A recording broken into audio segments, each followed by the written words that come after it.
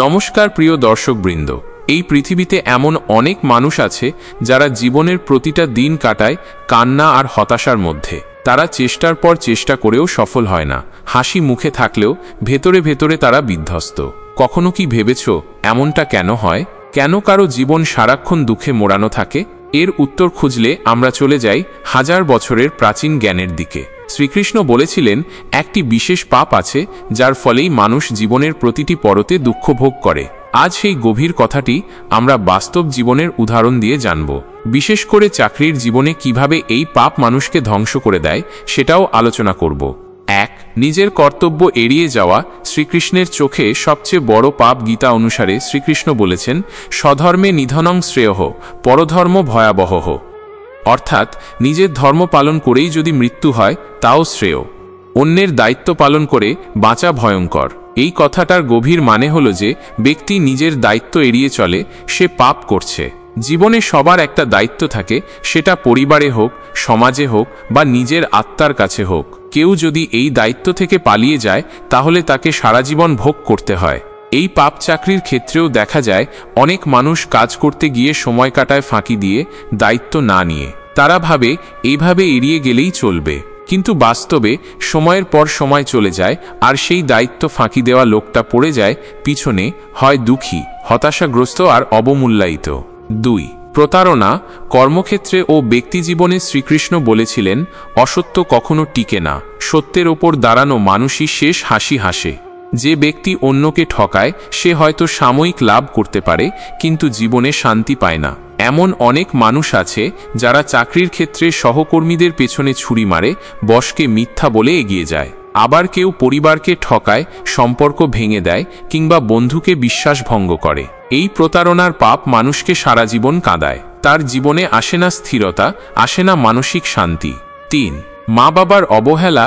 এক অভিশাপের নাম শ্রীকৃষ্ণ বারবার বলেছিলেন, যারা মা বাবাকে কষ্ট দেয় তাদের জীবনে কখনো শান্তি থাকে না। আজকাল অনেকেই কর্মজীবনে ব্যস্ত হয়ে মা বাবাকে ভুলে যায়। তাদের ফোন করা হয় না, ভালোবাসা দেওয়া হয় না। চাকরির পেছনে ছুটতে ছুটতে আমরা ভুলে যাই তাদের ভালোবাসাই আমাদের আশীর্বাদ। যে সন্তান তার জন্মদাতাদের কাঁদায় সেই সন্তান জীবনে চেয়েও সুখ পায় না। তাদের চারপাশে হয়তো চাকচিক্য থাকে কিন্তু ভেতরটা খালি হয়ে যায়। এই পাপ মানুষকে সারা জীবন ধরে তাড়িয়ে বেড়ায়।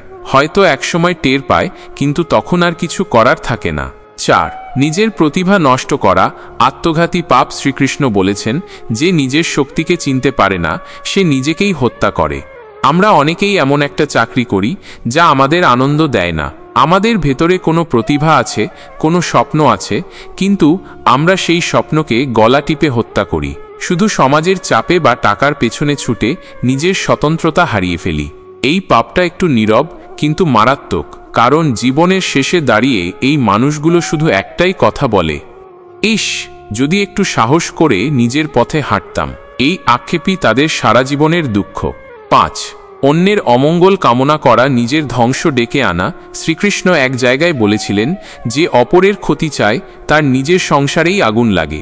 অনেকেই আছে যারা সহকর্মীর উন্নতি সহ্য করতে পারে না, বন্ধুর ভালো কিছু হজম করতে পারে না। তারা ঈর্ষায় জ্বলতে থাকে এবং কল্পনায় অন্যের পতন দেখে আনন্দ পায়।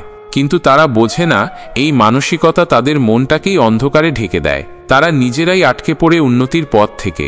এমন মানুষরা চাকরির ক্ষেত্রেও টিকে থাকতে পারে না, পরিবারেও শান্তি খুঁজে পায় না। 6. অহংকার। পতনের মূল কারণ। গীতা বলছে, অহংকারী মানুষের পতনের শুরু। অনেকেই একটু টাকা বা পদ পেয়ে ভাবতে শুরু করে তারা সবার চেয়ে বড়। তারা নিচের মানুষকে অপমান করে, অন্যের ছোট সাফল্যকে তুচ্ছ করে দেখে। এই অহংকার আস্তে আস্তে তাদের ফেলে দেয় একা, অবহেলিত আর দুঃখী করে। চাকরিতে যারা অন্যদের ছোট করে নিজেদের বড় ভাবেন তারা কখনো দীর্ঘদিন সম্মান নিয়ে টিকে থাকতে পারেন না। তারা হয়তো পদে থাকে কিন্তু মনে থাকে না কাউকে। 7.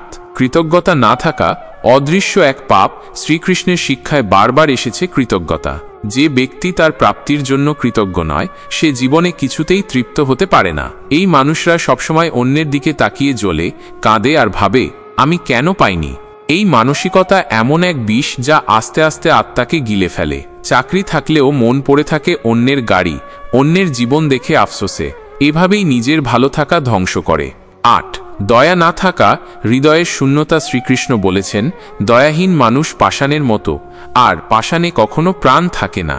যে মানুষ দরিদ্র, দুর্বল বা অসহায়দের প্রতি সহানুভূতি দেখায় না, তাদের জীবনে শান্তি আসে না। কারণ মানুষ শুধু টাকা দিয়ে নয়, হৃদয় দিয়ে বড় হয়। যারা অফিসে কাজের মেয়েটাকেও মানুষ মনে করে না, কিংবা রাস্তার কুকুরকে একটা পানি দেয় না, তারা হয়তো গাড়ি চড়ে কিন্তু রাতে ঘুমাতে পারে না। উপসংহার, এই পাপগুলো হয়তো আমরা প্রতিদিন নিজের অজান্তেই করে ফেলি, কিন্তু মনে রাখা দরকার, এগুলো শুধু শাস্তির জন্য না, আমাদের ভেতরের শান্তি ধ্বংস করার জন্য যথেষ্ট।